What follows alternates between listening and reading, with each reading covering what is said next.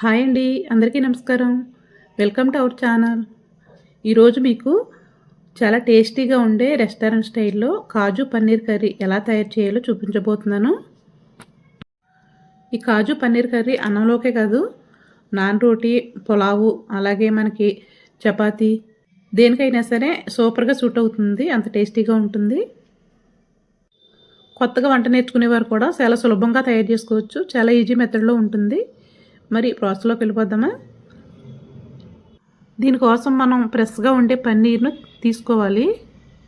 చాలా సాఫ్ట్గా ఉండాలి, గట్టిగా ఉండేది కాకుండా చూడండి, ఫ్రెష్గా ఉండేది తీసుకుంటే మనకి కర్రీ అనేది చాలా టేస్టీగా ఉంటుంది. మనం ఇంట్లో తయారు చేసుకున్నా సరిపోతుంది. లేదంటే కనుక దీనిలో కొద్దిగా ఉప్పు వేసుకుని ఇలా చిన్న ముక్కలుగా కట్ చేసుకున్న తర్వాత 1 టీ స్పూన్ వరకు కొంచెం కారం, కొద్దిగా ఒక పావు టీ స్పూన్ వరకు ఉప్పు, ఒక అర టీ స్పూన్ వరకు ధనియాల పొడి వేసేసుకుని ఒకసారి బాగా కలిపి వేసుకుని పక్కన పెట్టుకుందాము. ఇప్పుడు స్టవ్ పైన పాన్ పెట్టి వేసుకుని 1 టేబుల్ స్పూన్ వరకు ఆయిల్ వేసుకుని ముందు కొన్ని కాజుని వేయించుకోవాలి. కాజు ఎన్ని వేసుకోవాలన్నది మన ఇష్టము, ఎన్నైనా వేసుకోవచ్చు.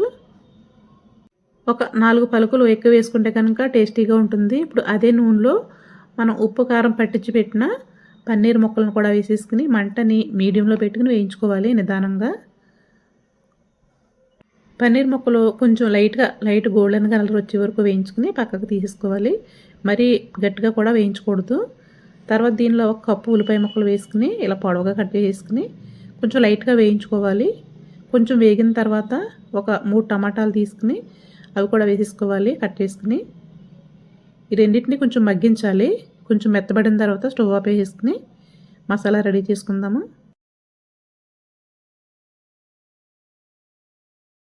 దీనికోసం ఒక 4 లవంగాలు, 2 యాలకులు, 1 స్టార్ ఫ్లవరు వేసుకుని మిక్సీ జార్లో వేసుకోవాలి.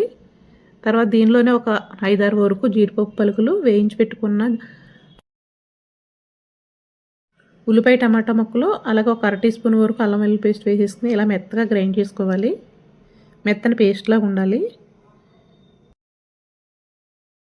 ఇప్పుడు స్టవ్ పైన ఒక కడాయి పెట్టుకుని ఒక 2 టేబుల్ స్పూన్ వరకు ఆయిల్ వేసేసుకుని ఈ మసాలా అంతా వేయించుకోవాలి. మంటని మీడియంలో పెట్టుకుని ఆయిల్ సపరేట్ అయ్యే వరకు వేయించుకోవాలి.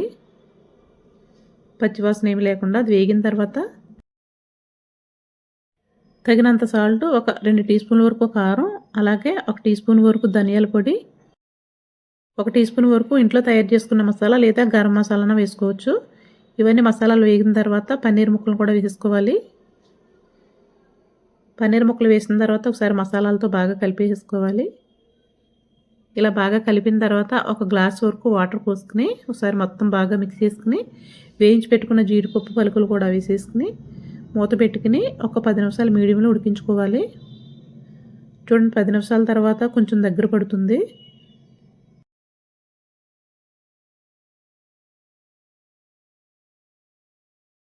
చపాతీ రోటీలోకి అయితే కనుక గ్రేవీ కొంచెం లూజ్గానే ఉంటే బాగుంటుంది. ఇలా లూజ్గా ఉంటేనే తినడానికి బాగుంటుంది అన్నమాట. దీనిలో ఇప్పుడు అంతేనండి, ఎంతో టేస్టీగా రెస్టారెంట్ స్టైల్లో కొత్తిమీర కూడా వేసుకుని కాజు పన్నీర్ కర్రీ రెడీ.